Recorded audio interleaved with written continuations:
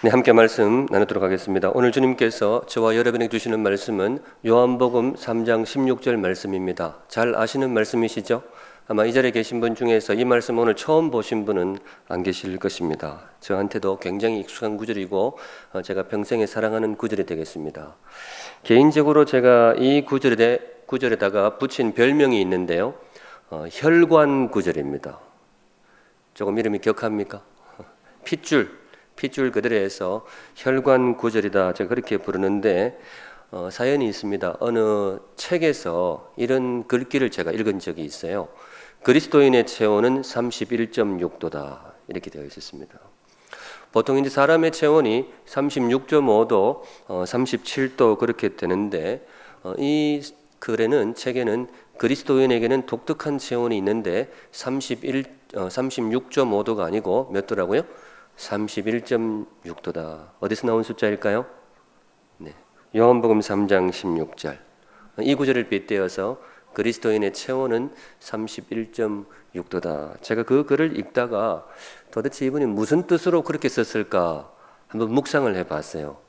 저한테 떠오르는 생각은 뭔가 하면 요한복음 3장 16절 이 구절은 그냥 눈으로 한번 읽고 말 게 아니라는 거예요.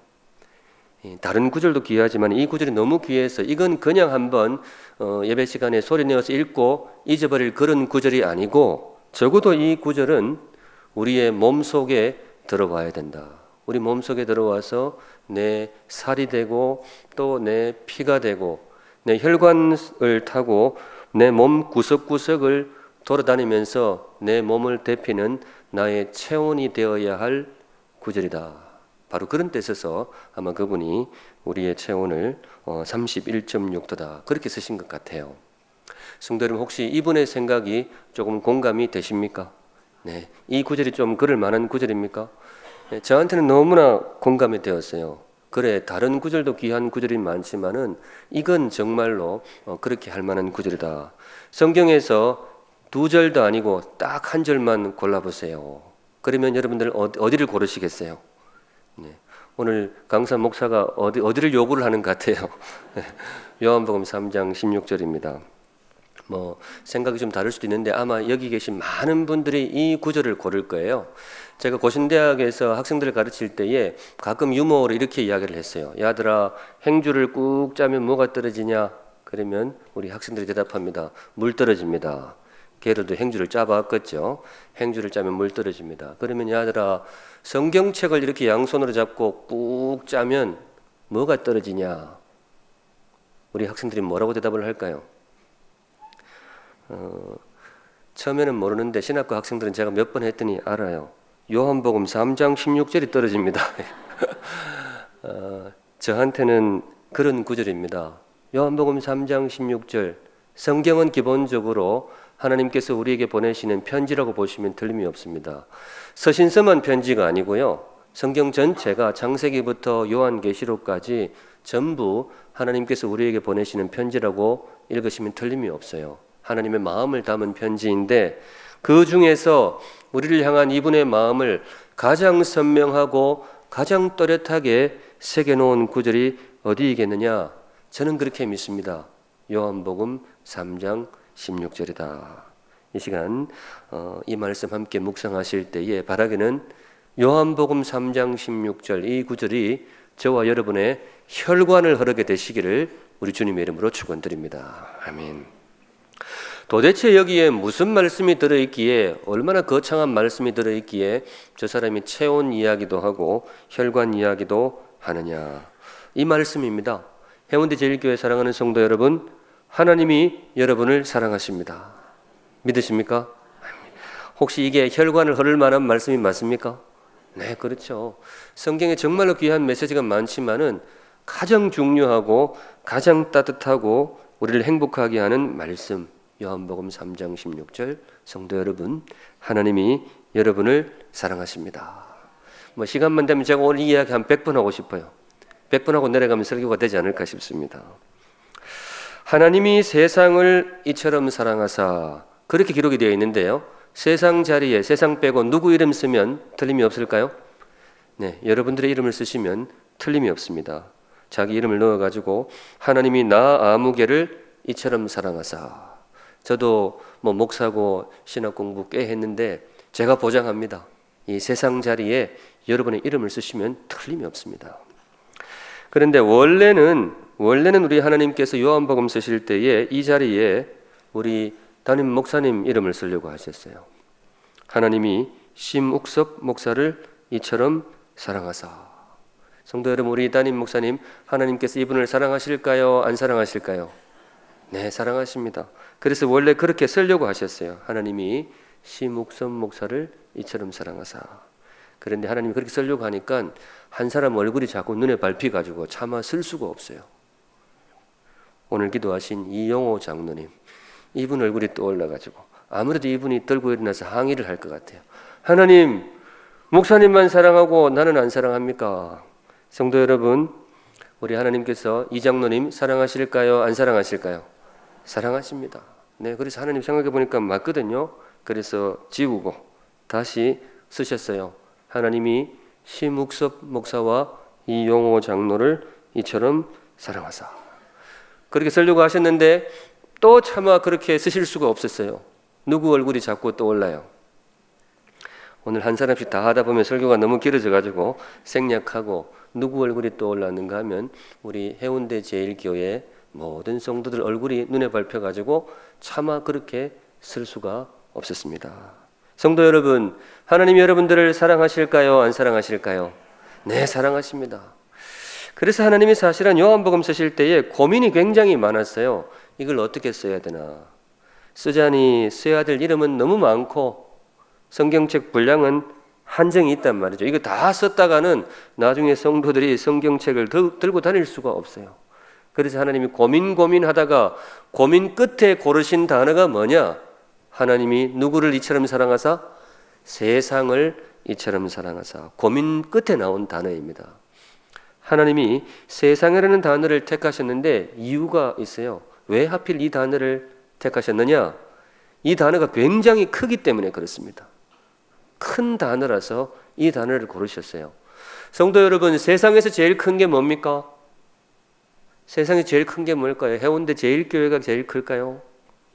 해운대 제1교회도 굉장히 크지만은 세상에서 제일 큰 것은 세상이 제일 큽니다. 여기 똑똑하신 분이 계셨어요. 제가 가끔 질문을 던지는데 질문이 그렇게 어렵지는 않습니다. 세상에서 제일 큰 거는 뭐가 제일 크다고요?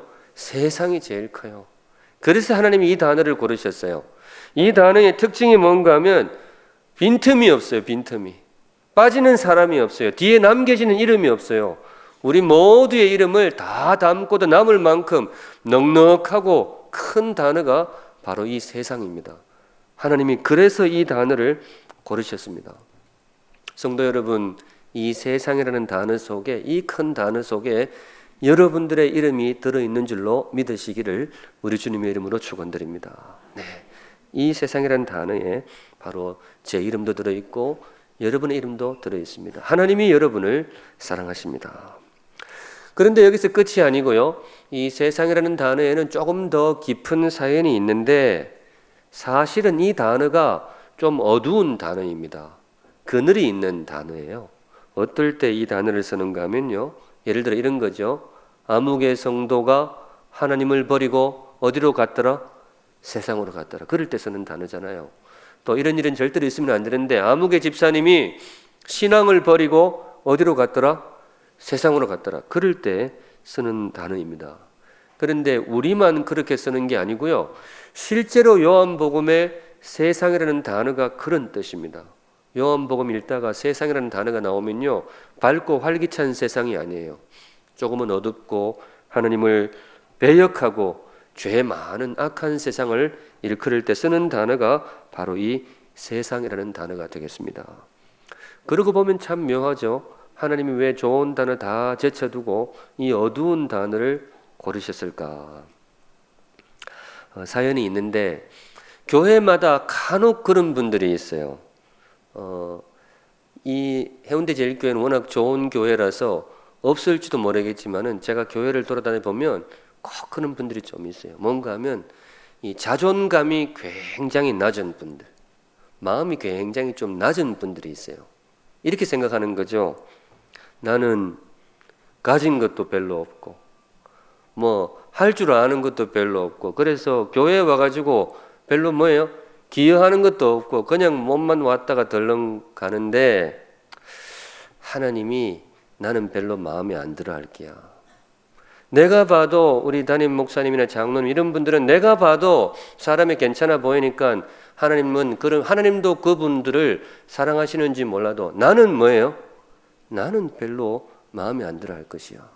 나는 뭐 교회 와서 별로 기여하는 것도 없고 또 가끔 성격이 좀 그래가지고 내 때문에 상처받은 사람도 좀 여럿이 있고 그러니까 다른 사람은 하나님이 좋아하는지 몰라도 하나님도 사람 보는 눈이 있으실 터인데 나는 뭐예요?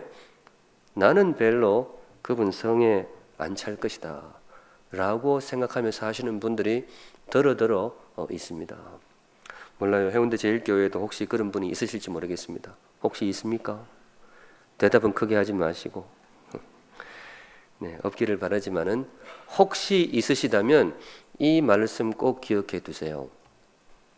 요한복음 3장 16절은 누구에게 주시는 말씀이냐?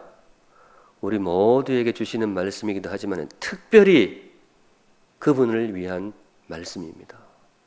성도 여러분, 우리 중에 조금 부족한 사람, 하나님이 그분을 사랑하실까요? 그런 분들은 미워하실까요? 사랑하십니다. 우리 중에 조금 성격이 모난 사람 가끔 있잖아요, 그죠? 그런데 그런 분들은 하나님이 사랑하실까요? 그런 분들은 아이고 됐다 미워하실까요? 예, 사랑하십니다. 또 사람이 잘나면 얼마나 잘났고 또 못나면 또 얼마나 못났어요. 다 그런데 우리 하나님은 사람의 잘나고 못남을 따지지 않고 우리 모두를 사랑하십니다. 꼭 기억해 두시기 바랍니다. 바로 그래서 하나님이 고르신 단어가 뭐라고요? 하나님이 세상을 이처럼 사랑하사. 성도 여러분, 저는 여러분들이 어떤 분인지 사실 잘 몰라요. 오늘 제가 여러분들을 처음 배웠습니다. 여러분도 저에 대해서 잘 모르시죠? 오늘 처음 만났잖아요, 그죠? 그래서 서로를 잘 모릅니다. 그래서 여러분들에 대한 정보가 거의 없는데 제가 여러분들에 대해서 한 가지만은 확실하게 알고 있습니다. 하나님이 여러분들을 사랑하십니다. 믿으십니까? 아멘. 여러분들이 어떤 삶을 사시는지 저는 잘 몰라요. 거룩한 삶을 사시는지 아니면 지금은 거룩하게 앉아있는데 바깥에 나가서는 어떻게 사는지 잘 모른단 말이에요. 또 모르죠. 또 오는 길에 부부싸움 해가지고 지금 분위기 안 좋은데 아는 척하고 있는지도 잘 몰라요. 사람 속을 어떻게 알겠어요. 여러분들에 대해서 잘 모릅니다. 그런데 여러분들에 대해서 제가 적어도 한 가지는 확실하게 알고 있습니다. 뭐냐면 하나님이 여러분을 사랑하십니다. 믿으십니까? 제가 부탁이 한 가지가 있는데요. 이 세상에서 오래 사시고 나중에 천국 가셨을 때 하나님 앞에 서실 때가 있으실 겁니다. 그때 이 이야기는 저한테 꼭 들었다고 좀 이야기해 주세요. 무슨 이야기 했죠 제가? 하나님이 여러분을 사랑하십니다. 하나님이 여러분을 사랑하십니다. 목사님들도 성경을 보는 눈이 조금 차이는 있는데 제가 읽은 성경은 그래요. 목사로서 성도들에게 꼭 해줘야 될 말 한마디를 골라라 그러면 뭐냐? 하나님이 여러분을 사랑하신다는 거. 그거 꼭 기억하고 사시면 좋겠습니다. 찬양 중에 그런 찬양 있죠. 손 이렇게 한번 해보세요. 이 찬양할 때는 꼭 이렇게 하더라고. 저를 도와주시는 의미에서 아침에 같이 한 소절 해주시면 좋겠습니다. 당신은 아시죠? 네, 같이 하겠습니다. 성가대 열심히 해주세요.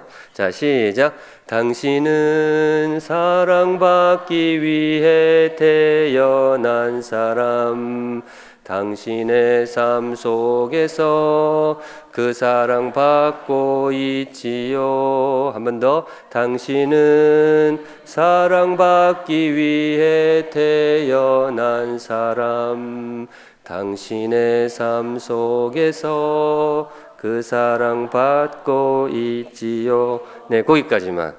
잘 아는 노래죠? 여러분 이 노래 누구 노래일까요? 조용필 노래일까요? 이미자 노래일까요? 아니면 강다니엘 노래일까요? 제가 강다니엘 어머니하고 잘 알아요. 자, 누구 노래일까요? 자, 이제부터는 어디서 이 찬양이 튀어나오는데 저건 누구 노래냐? 그러면 꼭 이렇게 대답하시기 바랍니다. 그 노래는 내 노래입니다. 그 노래는 내 노래입니다. 왜냐? 가사를 딱 보면 여러분들 가사예요. 여러분들은 하나님의 사랑 가운데 태어나셨습니다. 그리고 지금도 그분의 사랑 가운데 살고 있습니다. 저는 여러분들이 어느 산부인과에서 태어났는지 모릅니다. 저는 아주 예전 시골에서 태어나가지고 집에서 태어났어요. 집에서 태어났는데 여러분은 복이 많아서 어느 산부인과에서 태어났는지 모르겠지만은 확실한 것은 산부인과 이름하고 상관없이 여러분은 하나님의 사랑 가운데서 태어나셨습니다. 지금 어느 아파트, 어느 주소에 살고 있는지 제가 모릅니다. 그런데 확실한 것은 여러분은 지금도 하나님의 사랑 가운데 살고 계십니다.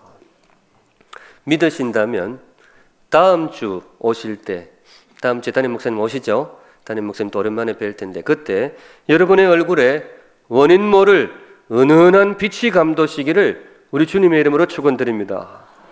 얼굴에 뭐가 감돌라고요? 설교하다 갑자기 왜 빛이 감돌라 그러느냐. 이런 이야기 들어보셨어요? 사랑받고 사는 사람 얼굴에는 원인 모를 은은한 빛이 감돈다. 들어보셨어요? 네, 누가 한 말일까요? 지금 어떤 분이 하나님이 하셨다 그러는데 하나님이 하신 건 아니고 제가 했잖아요. 제가 한 말입니다. 답은 항상 가까이에 있고. 제가 했지만 제가 만든 말은 아니고 한 15년 전 미국에서 유학 생활할 때 한국 드라마에서 본 겁니다. 한국 드라마. 안 되는 영어로 공부를 하려니까 스트레스가 너무 쌓여요. 경건한 목사님들은 말씀과 기도로 푸는데 저 같은 사람은 한국 드라마로 풀었습니다. 여하튼 드라마 보는데 내용도 잘 기억이 안 나고 이 자매가 싸워요. 싸우는데 원래는 한 어머니 밑에서 태어났어요. 근데 사연이 있어서 따로 떨어져 살다가 10수년 만에 만났는데 뭔 사연이 있는지 못 잡아먹어서 아주 난리예요. 서로 핥히는데 동생이 언니한테 쏘아붙이는 말이 이거였어요. 언니, 사랑받고 사는 사람 얼굴에는 은은한 빛이 감돌아. 근데 언니 네 얼굴에는 극이 없어. 연기 좀 됩니까? 제가 길만 잘 들었으면 그렇죠. 그런데 여하튼 그게 혹시 그 말에 공감이 되십니까? 사랑받고 사는 사람 얼굴에는 은은한 빛이 감돌아.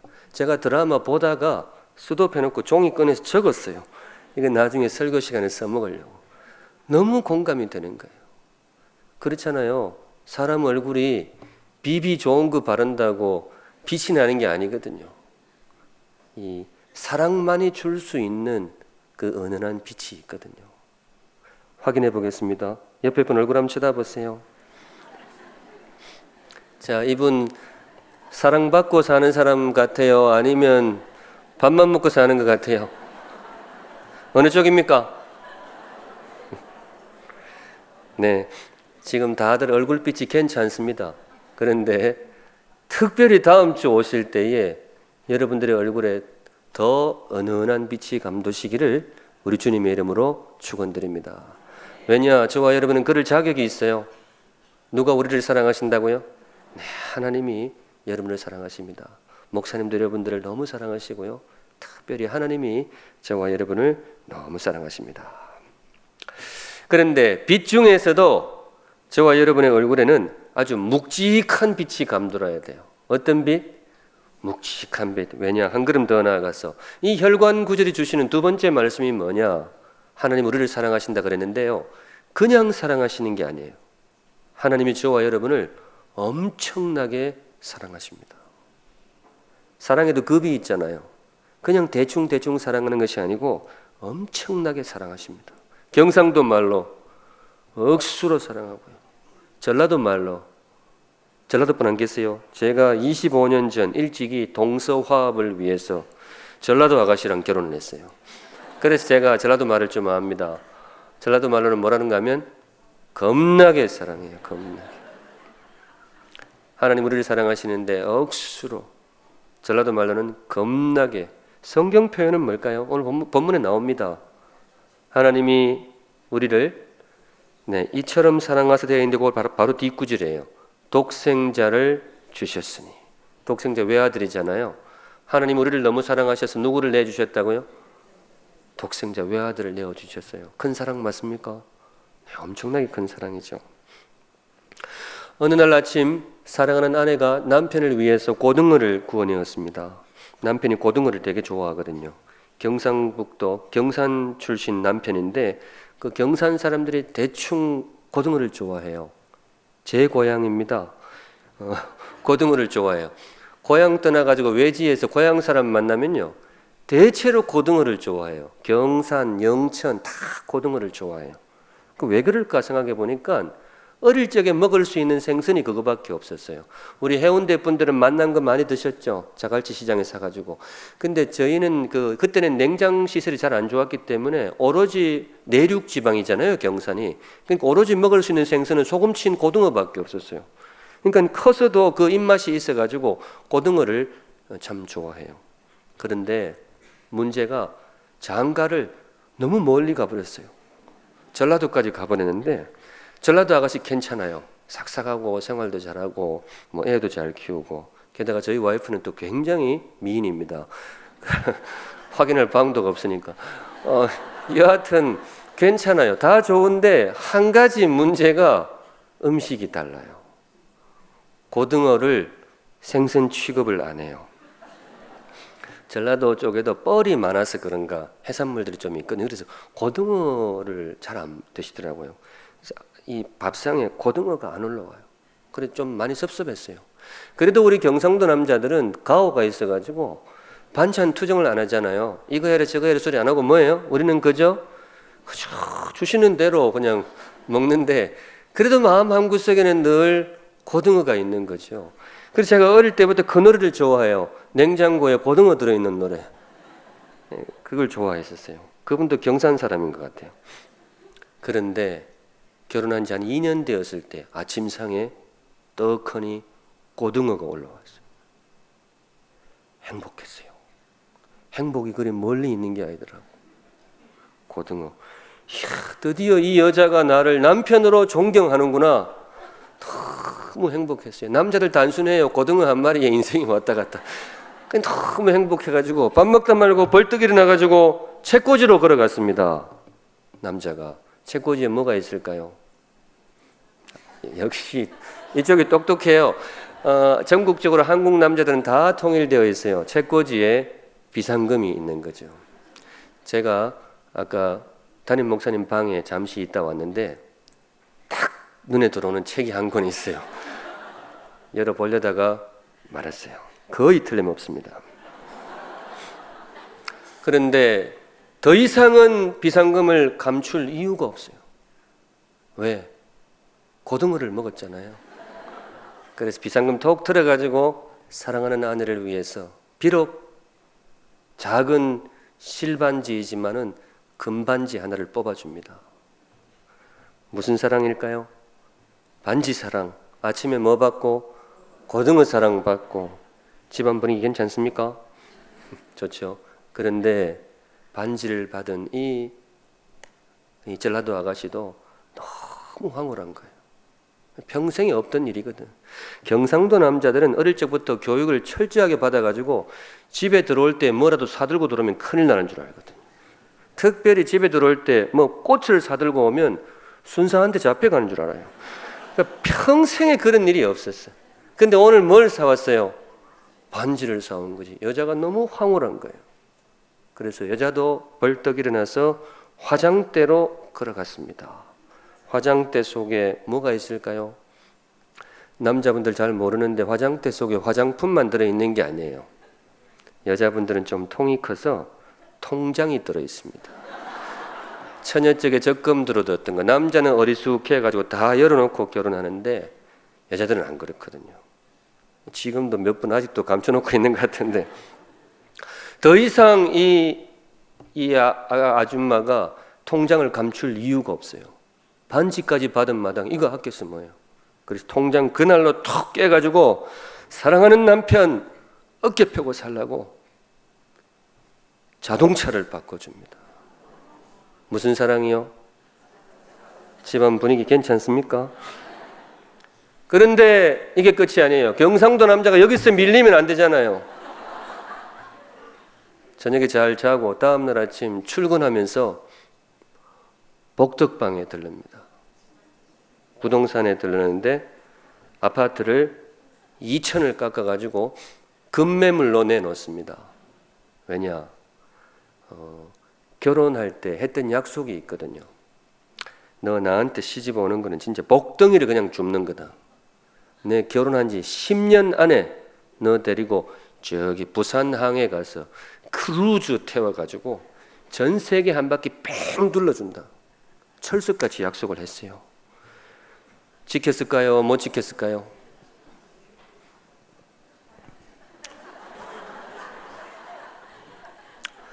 질문이 너무 어려운 것 같은데 쉽게 바꿔드릴게요. 못 지켰을까요? 안 지켰을까요? 결혼할 때는 뭔 말을 못해요. 너무 열심히 들어주셔서 감사합니다. 근데 사실은 고등어까지만 실화이고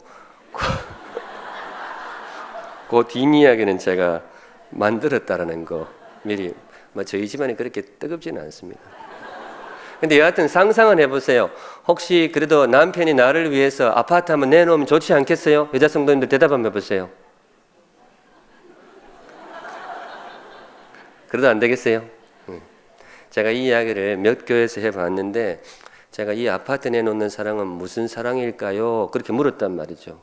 성도들이 잘 대답을 못 하더라고요. 근데 한 분이 대답을 해주셨어요. 딱 이 자리에 앉아 계셨는데 그 교회에서 제일 존경받는 원로 장로님이 앉아 계셨는데 이분은 너무 점잖아서 그런가 설교 시간 내내 아멘도 한 번 안 하고 가만히 계시더라고요. 요 순간에 딱 작은 목소리로 대답하시더라고요. 제가 분명히 들었어요. 미친 사랑이에요. 제가 분명히 들었어요. 분명히. 미친 사랑. 미쳤거나 말거나 여자 성도 여러분, 남편이 나를 위해서 아파트 급매물로 내놓으면 좋지 않겠어요? 네. 근데 제가 조금 가볍게 말씀을 드렸습니다만 이 거룩한 주일 아침에 왜 이 있지도 않은 이야기를 만들어 가지고 제가 이렇게 하느냐, 어떤 한 분을 소개시켜드리고 싶어서 그렇습니다. 제가 아는 한 분은 말이죠, 누군가를 너무 사랑해서 아파트가 아니고 아들 목숨을 내놓은 분이 계십니다. 그것도 외아들이에요. 외아들. 아파트도 아니고 외아들의 목숨을 누군가를 위해서 내놓은 분이 계십니다. 성도 여러분, 이 사랑은 무슨 사랑일까요? 그게 바로 저와 여러분을 향한 하나님의 사랑입니다. 하늘을 두루마리 삼고 바다를 먹물 삼아도 하늘이 얼마나 넓어요. 그걸 두루마리 화선지 삼고 바다 먹물 얼마나 많아요. 그래도 한없는 하나님의 사랑 다 기록할 수 있겠네, 없겠네? 이건 없죠. 그 사랑을 어떻게 다 기록하겠어요? 성도 여러분, 여러분들의 얼굴에 정말로 묵직한 은은한 빛이 감도시기를 우리 주님의 이름으로 축원드립니다. 저와 여러분은 그럴 자격이 있어요. 왜냐? 하나님 우리를 그만큼 사랑하신단 말이죠. 저는 학교에서 주로 설교하는 것을 좀 가르쳤어요. 그런 기회가 있었습니다. 특별히 제가 맡았던 과목 중에 하나가 설교 실습이라는 과목이 있었어요. 학생 전도사님들이 설교를 준비해 오면 제가 듣고 조금 고쳐주고 그렇게 했습니다. 참 행복한 시간이었어요. 정말 열심히 준비해 오고 정말 귀한 설교들이 너무 많은데 그 중에 한 분의 설교가 제 마음속에 오래도록 남아 있어요. 이분은 조금 늦게 신학을 오셨어요. 40 넘어서 왔으니까. 근데 보통 보면 이런 분들이 좀 마음이 뜨거워요. 그러니까 오셨겠죠. 설교 중에 자기 이야기를 하는데 자기는 처음 신앙생활 시작할 때에 하나님을 별로 안 좋아했대요. 그런데 속으로 별로 좋지도 않은데 뭐하러 믿었나? 이러고 있는데 그분 말씀이 예수님이 좋아서 믿었다라는 거예요. 예수님이 너무 좋아서. 하나님은 별로고. 하나님이 별로고 무슨 말이지? 이분이 하시는 말씀이 죽을 거면 자기가 죽어야지. 십자가에 달릴 거면 자기가 달려야지. 아들 탁 달아놓고 자기는 물러나 있고. 그래서 하나님은 별로예요. 너무 비겁해. 근데 예수님이 좋아서 믿었다라는 거예요. 성도 여러분, 이분의 설교가 말이 됩니까? 안 됩니까? 제가 들으면서 참 힘들어요. 이게 아닌 게 아니라 말이 되는 것 같긴 한데, 제가 이 사람을 목사를 만들어야 되나 지금이라도 말려야 되나 그런 갈등이 있었단 말이죠. 그런데 이분이 그 뒷말이 제 고민을 없애줍니다. 이분이 나중에서 하나님의 사랑, 하나님의 마음을 이해하게 되는데, 그분이 결혼해가지고 아들을 둘 낳았어요. 아들 낳고 보니까 하나님의 마음, 하나님의 사랑이 이해가 되더라. 이분은 원래 생각하기로 이 세상에서 제일 큰 사랑은 뭐냐? 내 목숨 내어주는 것이 제일 큰 사랑이다. 맞잖아요. 아파트 다니고 자기 목숨 내어주는데 그게 얼마나 커요. 그게 제일 큰 사랑이라고 생각했는데 새끼를 낳아 보니까 더 큰 사랑이 있을 수도 있겠더라. 내 목숨 내어주는 사랑도 너무나 크고 귀하지만은 누구를 내어줘요? 자식을 내어주는 거. 성도 여러분, 아파트하고 자식하고 둘 중에 하나를 포기해야 돼요. 여러분 뭘 포기를 하겠어요? 이건 고민 자체가 안 되죠. 좀 고민할 수 있게 문제를 내어드릴까요? 남편하고 자식하고 나 이건 안 하고 싶어. 우리 와이프는 분명히 이쪽을 할 것 같아서. 그런데 그 우리의 고통, 이 사랑이 우리가 당하는 고통에 비례한다면 세상 그 무엇보다도 비교할 수 없이 큰 사랑이 뭐냐? 외아들을 내어주신 하나님의 사랑입니다. 성도 여러분, 하나님이 여러분을 정말로 많이 사랑하십니다. 정말로 크게 사랑하십니다. 저와 여러분은 이런 말을 하면 안 돼요. 가끔 그런 생각하시는 분들이 있어요. 나는 살면서 사랑을 충분히 받지를 못했어. 나는 사랑을 충분히 못 받았어. 바깥에 있는 분들은 그렇게 생각해도 제가 할 말 없어요. 지금 해운대 바닷가 거닐고 있는 분들, 그분들은 혹시 그렇게 생각해도 저는 따로 할 말 없어요. 그런데 적어도 이 안에 계신 분들은 추워도 그런 생각도 하시면 안 돼요. 누가 굉장히 섭섭해 하십니다. 누가? 하나님이. 내가 너를 위해서 내 아들 목숨까지 내어줬는데 사랑받지 못하고 자랐다면 그러면 그 아들이 뭐가 되냐? 성도 여러분, 하나님이 여러분들을 정말로 많이 사랑하십니다. 마지막 말씀 나누고 싶습니다. 요한복음 3장 16절 이 혈관 구절이 우리에게 주시는 말씀이 뭐냐? 그 하나님의 사랑이 여러분의 삶을 영원토록 든든하게 지켜주실 것입니다. 아멘. 하나님이 우리를 이처럼 사랑하사 도무지 내어줄 수 없는 외아들까지 내어주셨으니 이는 그를 믿는 자마다 어떻게 해요? 멸망하지 않고 영생을 얻게 하려 하심이라. 이 영생이라는 것이 우리가 죽어서 얻는 영원한 생명이기도 하지만 저는 그렇게 읽어요. 이 땅에서 우리의 삶도 주께서 든든하게 지켜주실 것이다. 네. 하나님께 속한 사람은 특징이 있는데 낙심하지 않습니다. 하나님께 속한 사람은 특징이 있는데 좌절하지 않습니다.